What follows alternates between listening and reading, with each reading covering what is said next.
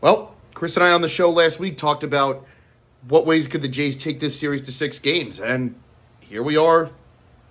We're going to be going to Wednesday night. And the series is going to go back to Toronto one way or the other. And salute to the Jays for getting up off the mat after losing in an all-time fashion. You lose in 18 innings. That's an all-time game. And especially with the fact of Bo Bichette's still hurt. They still have injuries in their rotation.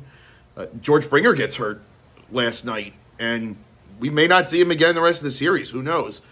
Not to mention, everyone on the staff got used last night in that game, except for their other starting pitchers. And a lot of teams, I think, would have folded up after that. Yet, the Jays, maybe not comfortably, but led pretty much most of the way for this one and won 6-2 tonight. Credit Shane Bieber. They needed him to have that kind of start tonight, especially given that everyone threw in Game 3. And of course, Louis Varland still finds a way in there in the 9th inning.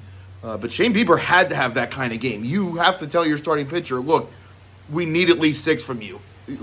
You have to help us. You cannot get knocked out tonight. And he did not. And then so much to be said about Vladimir Guerrero Jr., and I thought about this when he hit that home run to give the Jays the lead early on, and it's that, once it became apparent that Vlad Jr. was going to make it to the major leagues, when he became a top 5, top 3 prospect, like, those are the kind of moments that you hope he provides one day. A tide-turning moment in a World Series game where they absolutely needed it, and Vlad Jr. has been doing that time after time after time in these playoffs.